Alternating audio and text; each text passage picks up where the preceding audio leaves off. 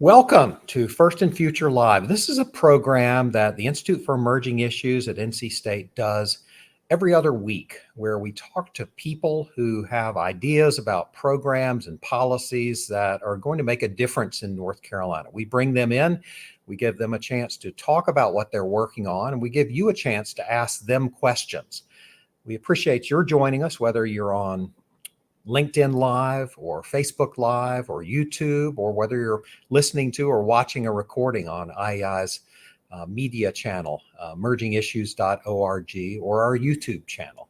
Regardless of how you got here, we're glad you're here to talk about this important topic, telehealth in North Carolina. A little bit later, we're going to be hearing from some of those people who are thinking about and working on telehealth. State Representative Donnie Lambeth will be joining us in about 15 minutes. Dr. Sebastian Gimenez, who's a health IT manager for the Office of Rural Health in the Department of Health and Human Services, is going to be joining us. Kim Schwartz, the CEO of the Roanoke Chowan Community Health Center, is going to be with us. And Maggie Woods, who's heading up IEI's broadband program called Band NC, that's designed to try to get connectivity into as many homes in North Carolina as possible, will also be with us. But first, just a little bit of background. Over the past 18 months, we have seen an explosion of telehealth services in North Carolina. Blue Cross Blue Shield of North Carolina reports between 2019 and 2020 a 7,500%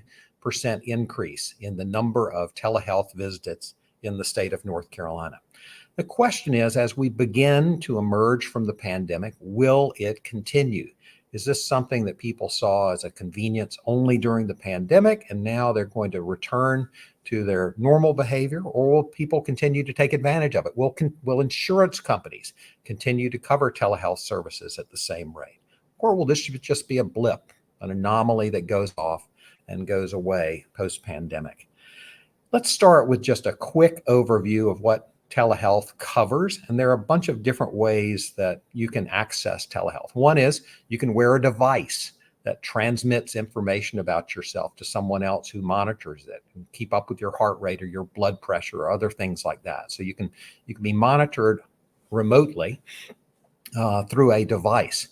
You can communicate directly with a doctor by a two-way communication. You can look at each other across a video screen and come up with information about yourself. You can record information that you can send later to somebody to review. Or you can get healthcare information delivered to you directly via text or other kind of communication that helps you to keep up with your health. So all those are examples of telehealth. And I think the safest thing to say as we begin the program is that it doesn't look like it's going away.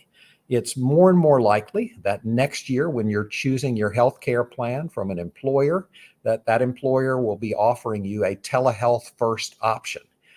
Credit Suisse survey last month found that 15% of health benefit managers in the US said that they will offer virtual first in 2022. The default presumption will be that you'll get your health care through telehealth. Another 20% are considering it. And one of the reasons is that people believe that it will save money. The expected savings that they're projecting is about 6%. So that's one option. And one important fact is that it looks like telehealth is going to continue to be part of our lives going forward. I wanted to start today, though, with a slightly uncomfortable fact, and that is that while telehealth can make healthcare more convenient, more responsive, and potentially cheaper, not everyone can get all kinds of telehealth services. You need to be connected. And right now, not everybody is. So we're going to be talking about that today. Joining me today as our co-host is Maggie Woods, the head of our Band NC program, who's leading our efforts to get more people, more connectivity. Maggie, can you just maybe start out by talking about who has access to telehealth in North Carolina? Absolutely. And thank you so much for having me here today, Leslie. I'm really honored to be helping you co-host with this fabulous panel. So it's hard to say exactly who doesn't have access to telehealth, but we can talk about who doesn't have access to high-speed internet and who is not adopting the internet. And so when I say access to high-speed internet, I mean internet in your home. So you actually have the cables or fiber in the ground. And we know that about 266,000 North Carolina households don't have access to the internet in their home. And that's a pretty conservative estimate. But as you can see on the map, there are more North Carolinians who actually aren't adopting the internet, meaning they aren't subscribing to that internet in their home. In fact, about 27% of North Carolinians, so over a quarter of North Carolinians, aren't subscribing. And there are several reasons for this. The biggest barrier is affordability. It is very expensive to pay for the internet. The second barrier is digital skills. So if you don't have confidence in using a computer or a device or using the internet, you're likely not to adopt it. And finally, relevancy. People don't see the internet necessarily as relevant to their lives, though we are seeing that percentage decrease. And so bringing this back to telehealth, you can imagine and you can extrapolate that those who don't have access to the internet and those who aren't adopting the internet aren't able to take full advantage of all the opportunities that telehealth has to offer. One of the things you're doing through the Band and C program is convincing more and more counties to develop county-level strategies to get that connectivity into homes across North Carolina. I know it's also one of the things that you're taking up in your podcast, Connected, which is part of the now growing IEI podcast network. Can you just say a little bit about that show and what you're trying to take up as you talk to folks? Absolutely. It's been a really fun podcast to launch. So this podcast is really looking at the digital divide in North Carolina and highlighting ways that communities and organizations and people are trying to bridge the digital divide. And so, for example, we had Natalie Rivera from the Department of Health and Human Services Farm Worker Health Program, who's working to connect migrant farm worker housing in part so that they can access telehealth. We had Forsyth County's Digital Equity Committee on talking about what digital equity looks like in Forsyth County and the county level plan they're developing. And then this coming Monday, we will have Amy Huffman of the National Digital Inclusion Alliance talking about federal policy and what kinds of funding is coming down the line to support digital inclusion and digital equity here in North Carolina. So a whole range of effort of experts, both in the state and nationally, and the conversations have been really enlightening. All right, so that's Connected. It's on, you can find it emergingissues.org in our media section, or just by searching Connected, you should be able to come up with that. Let's talk just a little bit about how telehealth fits into that continuum of the reasons why it's important to have broadband in the home. If you are a potential patient, what's the advantage to you of doing telehealth as opposed to going to a facility physically? I think one of the biggest advantages is convenience, particularly if you're in a rural area and you might not have good transportation, or if you yourself have mobility issues, or if your work schedule is not flexible. Being able to log onto a computer or a tablet or your smartphone to be able to connect to your provider allows you direct access and significantly more convenience than getting in the car or trying to get the bus to get to your provider. Why would a healthcare provider want to provide a telehealth service? What's the advantage to them? What do they get out of it?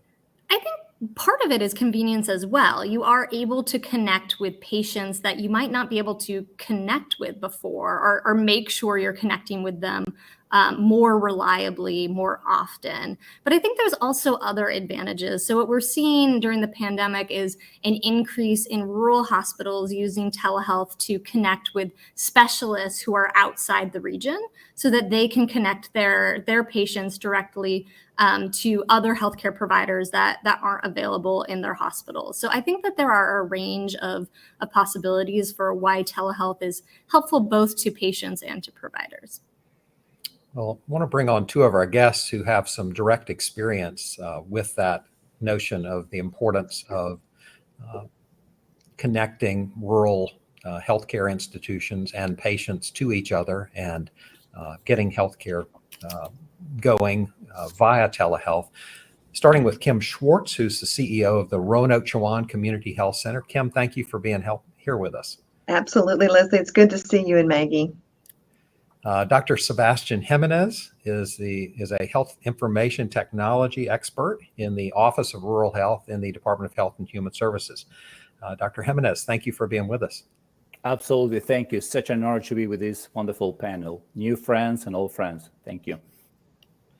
Dr. Gimenez, we talked just a few minutes ago about the dramatic increase that Blue Cross Blue Shield had seen over the past year in telehealth services.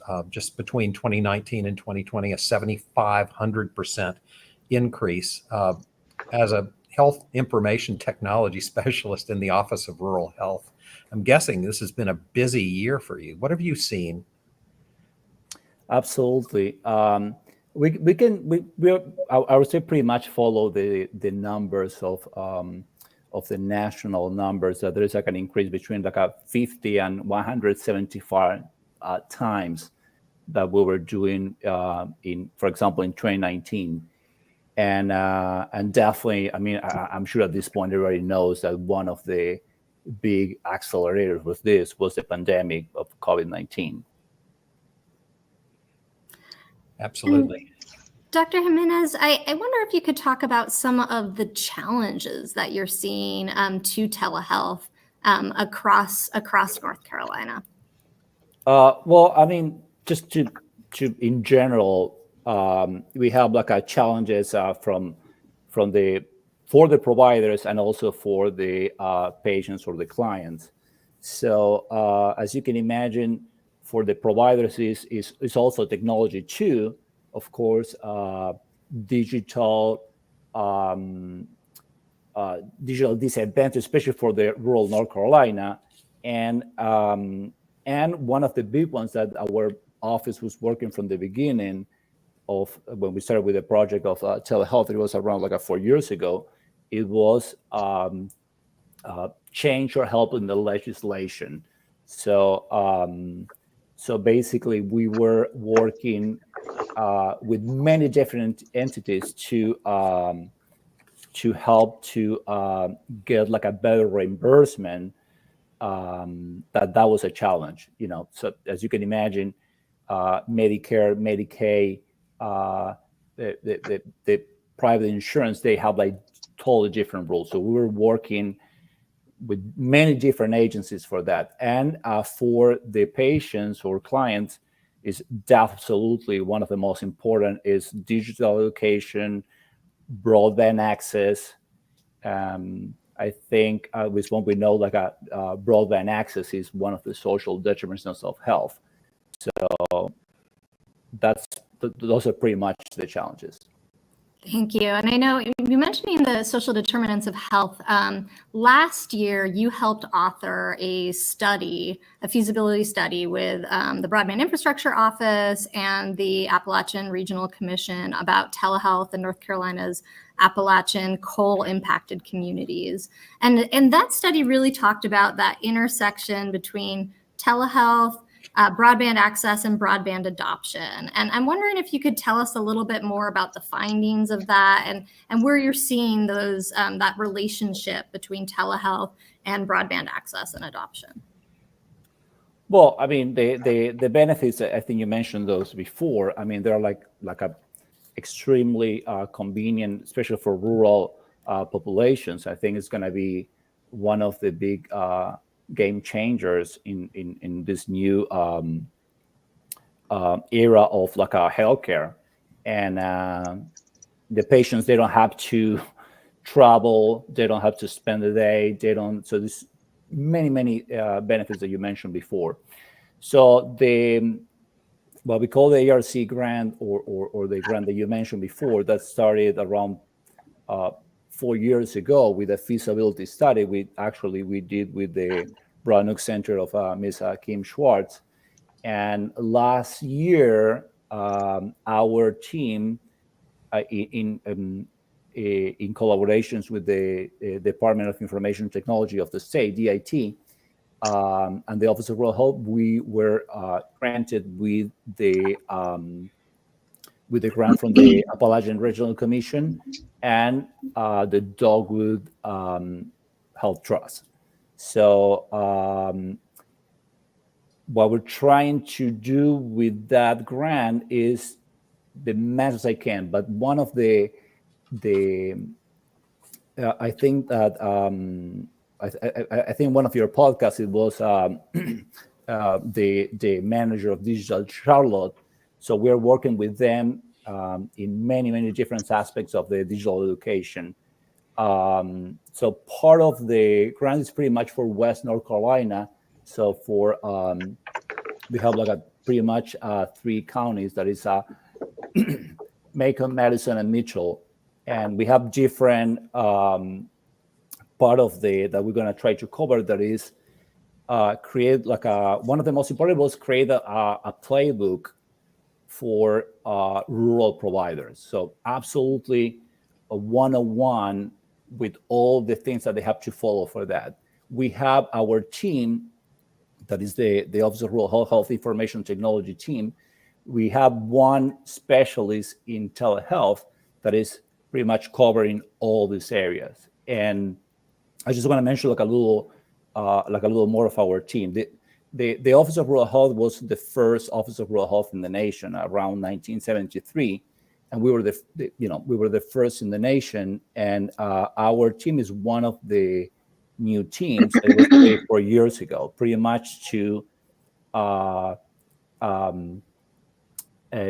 target the digital and the electronic medical record problems that they have at all the rural practices.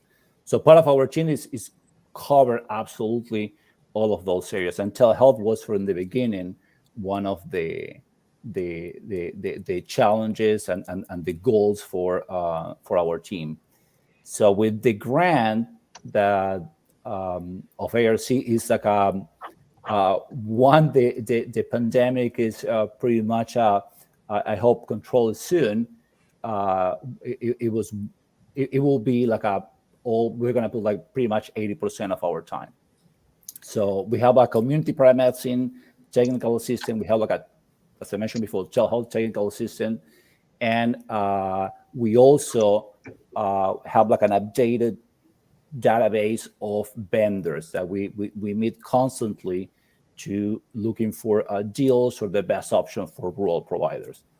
So this is something I learned. I didn't realize North Carolina had the first office of rural health in the nation. And so it just shows you once again how North Carolina is leading the way when it comes to broadband and thinking about telehealth. It sounds like we were ahead of the game as well. And this playbook is definitely something that I know that rural providers will find interesting. Before we move on to our next guest, I did just want to ask, what opportunities, Dr. Gimenez, are you seeing when it comes to telehealth? What excites you right now? Well, it's I mean, it's not that I love COVID, but COVID was a game changer. I mean, for many reasons. So there is some things. I mean, the whole. I mean, when they changed the rules at the federal level with CMS, that was for good news for all of us, because as you can imagine, with millions of benefit people that get benefit of Medicare and Medicaid, that was a huge change and good news. And of course, all the technology that is advancing so fast, and I'm excited about that. I'm excited about like the support that we have from all the legislation, and I'm excited about like basically working for every local health department, and of course with all the team that work for us. We have like a force. I mean, you mentioned before Amy Hoffman. I mean, we worked with Amy Hoffman from the beginning when she was in the bio from the Department of Information Technology, and now we have we have a regular force that we meet every 2 or 3 months in that is called the Digital Equity and Inclusion Commission. So and it's also Digital Charlotte and and also public libraries and many institutions that's a wonderful group that we discuss all the challenges, ideas, and so I'm excited about the next month. I want to get back to that in a few minutes, but also wanted to bring in Kim Schwartz, who's been one of the people who's really been on the front lines of figuring out some of the technology that's going out. And Kim, early on in the pandemic, you and I talked about the different delivery mechanisms you were finding just to get healthcare to people. In some cases, using telehealth maybe in the classic sense of two-way video that's live, but also just a number of other creative approaches that you've taken. And I'm wondering, what it's settling down to. How many telehealth visits were you seeing at the peak of the pandemic, and is that changing now? And there's a question over Facebook Live that says, there's some providers who are saying we still prefer telehealth in this setting. So just wondering if you could give us a picture of what's happening in your healthcare center. Well, I would say that the dramatic switch to virtual and telehealth that we had to do in March of 2020 shifted everything in a very short period of time to phone and virtual visits, which we had a system that allowed for that. I just can't be more grateful that we actually had a system that allowed for that to happen. And we went to 100% virtual and phone. So that was a combination of those two. And did that for quite a time, so a good 6 months, and recognizing that virtual was how we were going to be able to get more of our folks in, because we really needed to get the components of lab tests and things like that for those with chronic conditions. And I think this is what you're referencing, that we had hotspots in our parking lot that we worked with our folks from the Roanoke Electric Co-op and the school systems, and established a combination with the libraries and the schools and our own parking lots to get folks to drive up to our parking lots and connect, because they did not have access. As Maggie you showed the map earlier, look at Eastern North Carolina, and we definitely have those issues, so being so sparsely populated, it's very hard to make the economic case to invest in broadband out there for the private sector. So that was a big issue. Having the executive order that is still in place, and we've been living and dying on that part of it, because we're so short of providers out here in the rural areas. And so we actually have a provider that retired and moved to Arizona, and then some folks that we've worked with as contractors for other work, not clinical billing work, that are now working for us out of Minnesota, that we're able to do annual wellness exams virtually because of this executive order, allowing for interstate billing using that executive order. And so I'm a huge advocate for how can we break down some of those state by state barriers, because that's a big deal for us. So that primarily, the annual wellness exams, and out in the rural areas as a primary provider out here for services, half of our population that we serve in the community health center are Medicare. And so those folks aren't as hip about virtual visits. So they just have a comfort level of being able to have hands-on, even from the safety component, so early on it was safety, and they tolerated, 2 visits in a row of virtual or phone. And then by the 3rd visit, we were seeing no-show increase quite a bit, so we had to come up with some solutions that even in driving to the parking lot, they felt better seeing. So we had parking lot visits and spots where providers went out, and have some crazy pictures of when that was going on. And we still have folks, everything is check-in still here out in the parking lots, and then we bring straight to the exam rooms. So we still have this combination of having a phone connection, and then we do our remote monitoring program. Of course, we've had since 2006, has remained robust during this time. Not the payer component of it, so that's still always an issue, being able to justify that cost and getting the equipment in the home. And then the vendors, Sebastian referenced that, trying to find out how to work effectively with vendors, because you have to pay everything up front, and what has been very, very helpful and meaningful is the support from the state and federal government of advance payments for those kind of things. That's really, we went 15 years with nothing like that, just had to go out ahead of the curve. I think the broadband issue and access, I tell you a true story of a patient who's seen one of our therapists. That we have a picture of them, and that they literally have to drive down their road to be able to see their therapist virtually using their iPad. And so they're in their car down the road and got the iPad. They pulled over to the side, because they can't access them at home. They have no broadband access at home, although they have the equipment, which is great. And we have loaner equipment that we use with folks that have some difficulty. But the nimbleness and comfort level, previous to COVID, and I echo Dr. Gimenez's words, COVID has opened up our eyes and to some of the things that are possible, because we just wanted to be able to connect. I love the title of your podcast, Maggie, because that really is what I remember hearing early on.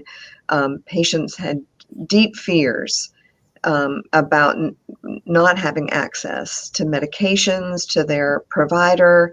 When you're a lifeline and dealing with things that are life-threatening, and having that fear of not being able to get access, and figuring out how that is going to fit into their lives is a big issue. So I would say that's our virtual dynamic has drastically decreased. And pediatrics and the families with pediatrics, that's probably our most consistent and annual wellness exams, and that's because of convenience. But still, they prefer to come in person. So when we've done some surveys, like, well, if we have to, we'll do virtual, but we'd still rather come in person. So, which is very, very interesting. And we're working on a project. We've got some PhD students working with us on how we integrate that virtual practice into our plans of care. So diabetes is our focus right now on that. So how do you have your first visit once you're diagnosed with diabetes with the provider, the ADA specialist, all of that, the diabetes educator, then don't have to wait, come back in 30 days, but don't have to come physically. We do a check-in at home, and they can do a virtual visit from home. It's still not well received. We're still, we're like, let's try this. No cost for it, those kind of things. It gets complicated on co-pays, so the third parties haven't quite figured all of that out yet, the dynamic around that. So, but trying to make that an integrated component of what we do every day is, something that we're working on constantly. It sounds like quite a project. And I think it's fascinating to hear that people still want to connect in person. It shows that even, you can increase access to broadband, to devices, increase adoption, but particularly maybe in a healthcare setting, people do want that one-on-one interaction with their provider. Kim, we've talked a little bit about how patients reacted to telehealth. Can you tell me a little bit more of how providers, staff, nurses reacted to that shift to telehealth? Mm-hmm. That's a great question, Maggie. So I think our team was trying to figure out, do we do things like we do normally if you're in person? So do you do the regular check-in process, like from the front desk, and then who checks in the patient from the CNA level and rooms a patient? What does that look like virtually? And then how do you make that connection and connect directly on to the patient? The providers, for the most part, and we have a wide range. I have an 89-year-old provider who at one time was 100% virtual. 100% virtual, and came into the office because he had no access at home to do that. And then, I have the young nurse practitioners and PAs that are like, we can do this all the way. So the how to integrate that in and get efficiencies has been a dynamic that the folks have tried to learn more effectively. Like a lot of the question, well, how do we get that lab? Well, can we trust the patient's taking their weight at home, that it's right, and those kind of things. And so learning different workflows, and we have the same thing. We developed a playbook of FAQs for everybody of what that would look like and how we manage that. And we literally met day to day to day, I think probably through that March 16th, remember that date distinctly, March 16th, all the way through, and how we have figured that out and normalized it so that still that option of how do we give people that, do you want to come in person? Do you want to do this as a virtual visit? And still the payer dynamic is still a component. Our state doesn't do a phone as an actual virtual visit, the component for the payer for that, when that's maybe the only way we can connect with somebody. I love the specialist piece, but there's still not enough specialists. We actually are doing that more, the consult, and that's been very helpful and meaningful. And the behavioral health, that is also about half of our visits are virtual still on behavioral health. And that's mostly because we have a huge shortage in staff, and the behavioral health, telehealth visits virtual are much more time efficient, much more efficient. So the behavioral health is actually the topic of our next podcast on October 26th, and definitely want to talk some more about that today, just to sort of tee it up. But Ms. Schwartz and Dr. Gimenez, you both teed up a lot of issues, and the range of organizations that can react to those is pretty wide. In some cases, it's providers that have to make calls about policy. In other cases, it's insurance providers. In some cases, it's agencies. And in a lot of cases, it requires new legislation. And we wanted to bring on a special guest who's probably the leading expert on telehealth in the North Carolina General Assembly, Representative Donnie Lambeth. And just hearing the various committees he's attached to, I think you'll get a sense of how connected he is. He is the senior chair of appropriations. He's the chair of the House Health Committee. He's the vice chair of Health and Human Services, and he's a member of the Insurance Committee. So, Representative Lambeth, thank you for being with us. Thank you for inviting me, and this has been an excellent conversation. You've been country before country was cool, is one way of putting it. You were talking about telehealth and telemedicine a long time ago. I have a quote from you in 2018 where you said, "Telemedicine is the future of healthcare, particularly for the provider community's ability to reach out to rural areas of North Carolina who often have limited access to care, particularly specialists." So that was 2018. I'm wondering what you saw then and what you've learned through the pandemic that has convinced you that telehealth and telemedicine are going to be an important part of our future. Yeah, actually, I arrived in the General Assembly after I retired from a long career in healthcare, and that was in 2013. And I came to the General Assembly with the idea that I wanted to improve access to healthcare all across North Carolina. And one of the areas that I was very concerned about was access to healthcare in rural areas of North Carolina. Although I'm from an urban area and we have excellent healthcare here in Forsyth County, but I did not see that when I went just an hour away to the west or to the east. And in my career at Wake Forest Baptist, it was in the period of time when the big hospitals beginning to transition and take ownership of the outlying referring hospitals. And so we had taken ownership of a couple rural areas. And what I saw in that transformation as we were going through, how do we connect those rural hospitals that don't have the providers, they don't have the staff, the technology. And one of the things we came up with way back in 10, 12 years ago was a telehealth program that would connect them into the specialist. And so I saw how it was working. It kept people in the local community. It provided access to the specialist that they would not have had received had they not been transferred to a big hospital. And I can go on the benefits. But the point of that is, when I came to Raleigh, I wanted to figure out, how do you improve access in the rural areas? And so I started looking at the telehealth piece and what the state's position was. And I found out actually that North Carolina did not have a telehealth policy, and a lot of states did. So that's where I started. And of course, it has been a long journey, and I can't say that I've made a lot of progress, quite frankly. Telehealth is a little bit like the internet was when we all first saw and experienced things like Facebook, and we're like, wow, this is phenomenal. And look what's happened in the last 10, 15 years with that technology. The same thing is going on with telehealth.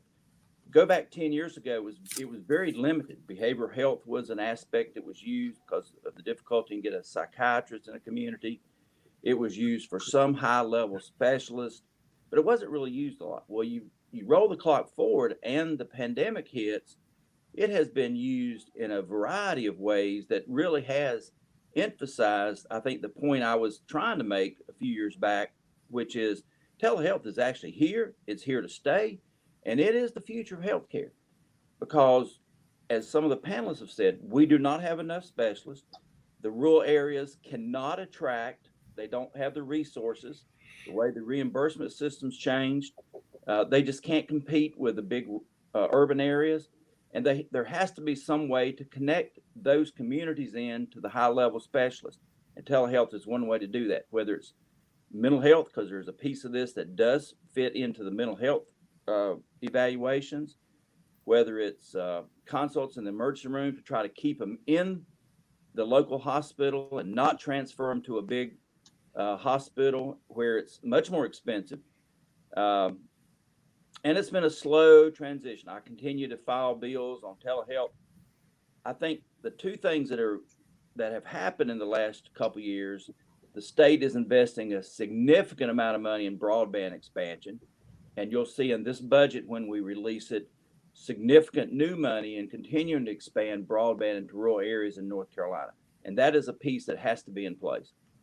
And then with the pandemic, people now actually see how it's working. And patient satisfaction is so much better.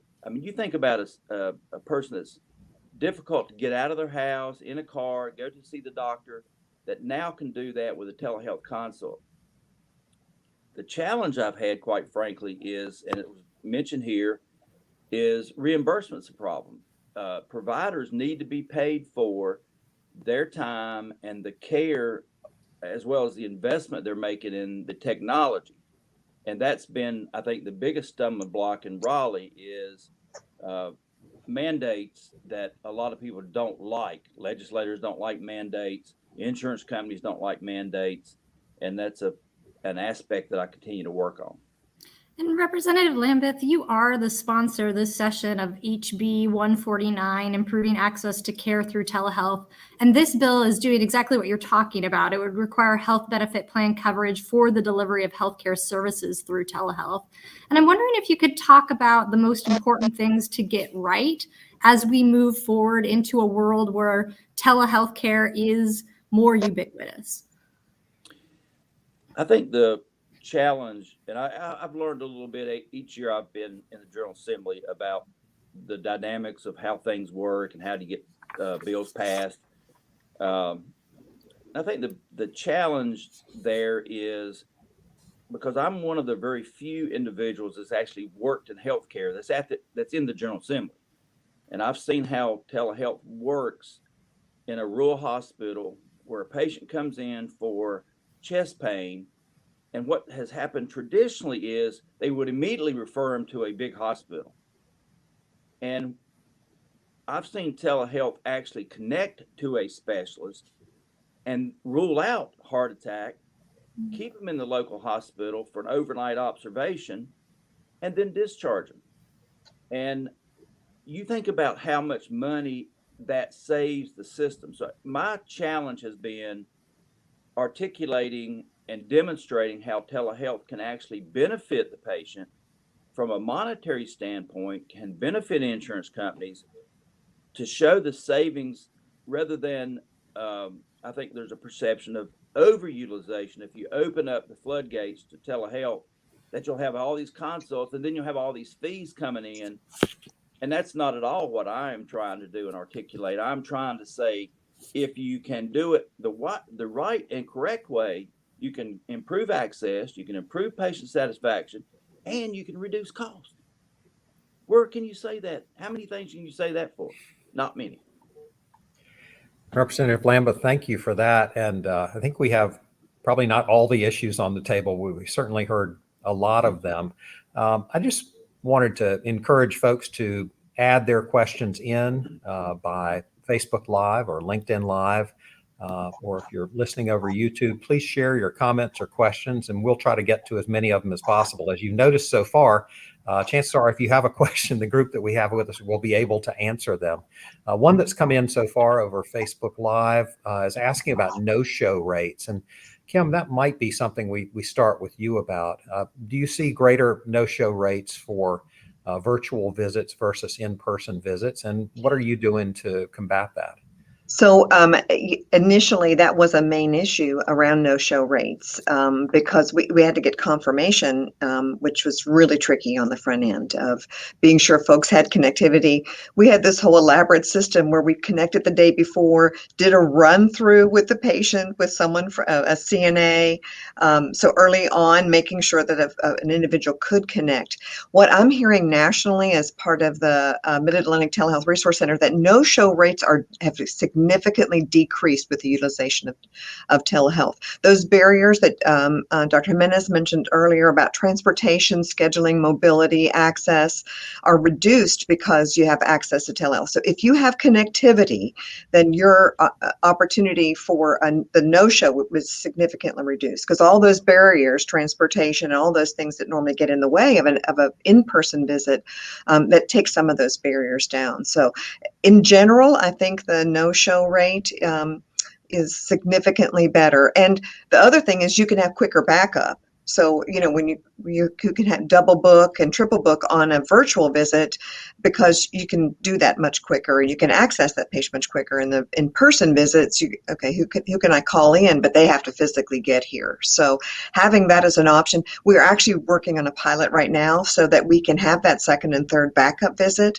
and to say to a patient, listen, if we can connect you virtually rather than in person, can we do that? If we can fit you in earlier, because that still is a major issue. We don't have enough resources and providers for the demand, and also being able to do chronic disease follow-up, all of those kind of things. So that's really essential. And the affordability, as Representative Lambert said, it is affordable. And we, of course, did quality control all along the way. And the quality outcomes of those virtual visits are very similar to an in-person visit. So we did not see a reduction in quality of care. And even in the reliability component of that quality of care, despite the fact that we couldn't get labs and things like that early on, and now we've worked up a system to be able to do that. Let me ask all of you to react to a slide that we have that shows some of the recommendations of the state broadband plan on telehealth. And you can just take a look at this and react to the ones that you think are interesting or relevant, or that you'd like to say something more about it. There's some information about recommending the greater use of the Healthcare Connect Fund, which enables the use of some medical funding to help people be connected to telehealth. There's mention of highlighting telehealth best practices, broadband to all healthcare facilities, which suggests that there are some that don't have broadband right now. More low-cost options to patient homes, remote monitoring sites, medical reimbursements for broadband service, which is something you might not think about, and increasing public-private partnerships to increase telehealth services. Anyone want to react to some parts of that plan and give a sense of which ones you think are moving or have moved or should move? Could I mention one, and I'll just zero in on a new idea that we're exploring, but it goes along with this notion of how do you take advantage of the technology as we continue to expand broadband. And that is in our schools. We have a really difficult time finding nurses to take care of the kids in schools. They compete with hospitals, there's a shortage of nurses. Well, we're running a couple pilot programs for telenurses, and we're linking in the big hospitals through telehealth and accessing kids who need a nurse, but doing it through telehealth because they can't get a nurse. And so I think these points are all very, very on target. And I think as the market evolves and we begin to accept telehealth consults you will begin to see other aspects where there will be benefits. For the example of the pilot I mentioned, if we can replace and provide nurses in schools through telehealth in lieu of trying to hire them, and we can't even get them in schools, it will be a huge benefit to the health care of these kids who need care that they're not getting. And Dr. Gimenez, I know that the Office of Rural Health has some other telehealth programs that you wanted to highlight, and I wonder if you could tell us about those and maybe how they connect to some of this broadband plan. Yeah, as I mentioned before, we were the first in the nation, and we started with telehealth in a way years before that the new concept of telehealth that we know it right now, like the patient at home with the computers or the apps. Our office was, for example, in a partnership. We have like two important ones. In a partnership with the East Carolina University, they started the telepsychiatry program. So that was way before computers and apps at home, but basically it was for psychiatry emergencies in rural hospitals. So one of our teams, we have 9 teams in our office. One of our team is the rural health hospitals, and the manager is Nick Galvez, and he was one of the pioneers in that program with East Carolina University. So basically, they have like different hubs of psychiatrists all around the state, and if a patient shows up in the hospital with a psychiatry emergency, instead of like waiting for the psychiatrist to go there, they connect immediately. At that time, they have like a different equipment, really expensive, but that was the beginning of one of our first programs. The other one is telestroke. Same team, the rural hospital team. They also they partnership in that program about like neurology emergencies. And the other one that we have that is more updated is more updated in time is the I think you mentioned before the rural health, the farm workers rural health program. So that's one of our 9 teams in our office. So they are working in different projects to pretty much with hotspots to provide health and connectivity to the farm workers. They're like pretty much from not from North Carolina. So I think those are the 3 or 4 main areas from the Office of Rural Health and Telehealth. And I sorry, I was just going to mention before that Ms. Gimenez was mentioning about behavioral health. Behavioral health is probably one of the easiest specialties that you can get benefits, because you just need a face and a computer or an app or a phone, and that's where like we should be, and of course with all the high demand of behavioral health treatment. So that's we totally encourage that specialty. Thank you. And I think that connects really to what Representative Lambeth and what Ms. Schwartz were saying about kind of the breadth of what telehealth can offer and the different opportunities. Ms. Schwartz, I want to come to you. We asked Dr. Gimenez earlier, but as we begin to wrap up the show, I'd love to hear, what is exciting you? What gets you up in the morning around increasing telehealth, and what is possible in the future? So what excites you right now? Well, listen, I've been in the telehealth world for over 20 years, which is crazy to think about. I came to North Carolina 16 years ago from New Mexico, and I worked with Indian Health Services because we didn't have phones or broadband. We were using walkie-talkies. So that was our initial, and actually the Project Echo that some of you may know about developed out of New Mexico, and I was a part of that at the University of New Mexico. So having that concept, and we work closely with the Institute for Health Improvement, and we started a project in 2018 called The Office Visit is a Dinosaur. Kind of the idea of what is the most acceptable way that can be access to care. What is it that's based in the person's experience? You know, I say this all the time. We're only patients when we're sick. The rest of the time, we're just people, you know. So what do we need as people for that constant connection? You know, so there's two things that, for me, that idea of continuity and being able, the excitement that people are finally hearing that we really need to have this utilitized, because it's just, there's not enough. I mean, we serve Washington County. So we're out there in Washington and Terrell County. There aren't many people out there.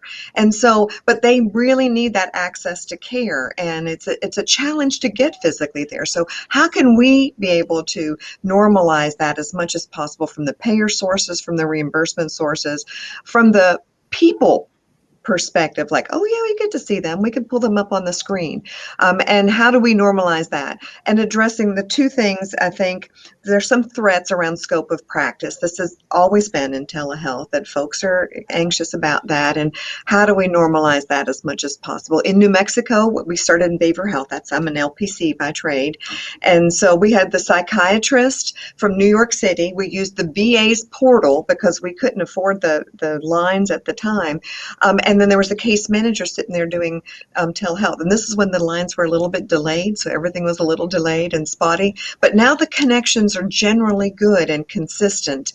And how can we get creative about using each other's connections and recognizing some of the big issues around the social determinants of health and issues around that. And poverty is still our big challenge here. You know, I drive here from Bertie County. I drive to Ahoskie from Coleraine every day back and forth, and I pass really ravaged areas that's not even one of their concerns, you know. So how do we normalize this work together? And now that there are people in the conversation, and Representative Lambeth has not been late to the game. He's been engaged all along. I know we were working with him with the North Carolina Community Health Center Association. I was helpful drafting some of that initial telehealth policy. How to normalize this? The office visit is a dinosaur. You know, what do we need to do to make this normal? That excites me, that folks are seeing that this is a real possibility, and the pandemic opened our eyes to that. So I think that's one of the gold nuggets that we can take forward. Representative Lambeth, what do you see coming out of this session, and what's telehealth going to be like in 5 years? That's a great question. This has been a great session. I think the more we continue to talk about telehealth, the benefits of patients get engaged in it, have positive experiences, I think eventually it will evolve to the point that it's just part of our normal care model. We'll resolve some of these issues that we have today, but technology will continue to improve. Broadband will continue to expand across North Carolina, and as that expands, access into many of these difficult to reach rural areas will be target to for the big hospitals to set up models of care. And I think it's just an exciting time, and it's an exciting part of the future of healthcare in North Carolina. As I mentioned earlier, North Carolina has been a leader in so many aspects of healthcare. We have some of the best medical facilities, some of the best doctors in the nation right here in North Carolina. And these are the people that can make this happen. And I think as the technology catches up and as it becomes an accepted mode of care, 5 years down the road, we will just think of it as an option, not something that some people have wondered about. It will just be an option, whether we choose that option or not. Dr. Gimenez, 5 years from now, what's going to be different about telehealth in North Carolina? Well, I don't know in 5 years, but I believe in 10 years or 15, I believe that the healthcare is going to be pretty much like paying your bills, like the cable and all of that. If we do a good job with digital education and like a better education in health in general, people will call or they're gonna request a telehealth visit just for confirm probably that is something that's suspecting. The provider is gonna say, okay, yeah, this is what you have. The medication probably will deliver at home, and the hospitals, in the way they know it, probably something from the past. So that's my personal view about that, and I hope that goes in that way. All right, Maggie, final word. As you talk to county groups across the state about connectivity and the importance of increased broadband adoption in the home, what can you do to increase conversations that include telehealth as part of that consideration? I think it's clear that we need to have providers at the table as we bring groups together to talk about how they develop community or county-wide strategies to increase digital equity, that providers and the lived experience of patients at the table is going to ensure that the dreams that all three of our panelists painted for us, that we will get there. All right, Maggie Woods is director of the Band in C program for the Institute for Emerging Issues, working throughout the state to get digital inclusion plans underway. Dr. Sebastian Gimenez is head of the Health Information Technology for the Office of Rural Health in the Department of Health and Human Services. Kim Schwartz is CEO of the Roanoke Chowan Community Health Center, and Representative Donnie Lambeth represents Forsyth County and serves as chair and co-chair of various committees having to do with telehealth. Thanks to you all for being part of this show today. Thank you. Thank you. Thank you. It's wonderful conversations. Thank you all. That is the show for today. First and Future Live is based on an idea from our communications director, Greg Hedgepeth. It's produced every week by James Herrick. Social media and chat is handled by Kirsten Chang. Special thanks today for help and advice from Maggie Woods, the head of our Band in C program. And a reminder, you can find her podcast Connected on our website, emergingissues.org. If you like the show, we hope you'll let your friends know about it by referring them to our website, emergingissues.org. Next time, we mentioned it earlier, for the past 18 months, we've seen an explosion of mental and behavioral health challenges in North Carolina and across the country and across the world. Hardest hit 18 to 24-year-olds and adults taking care of older parents. But really across the board, we are seeing impacts on people in North Carolina as they deal with the after effects of the pandemic. So next time, mental health is our topic, and we're going to be looking at what we've learned during the pandemic and how we can help support each other and others who are struggling most. We hope you'll join us October 26th at 9 a.m. for that program. I'm Leslie Boney. For all of us at the Institute for Emerging Issues at NC State, thank you for joining us. We'll see you in the future.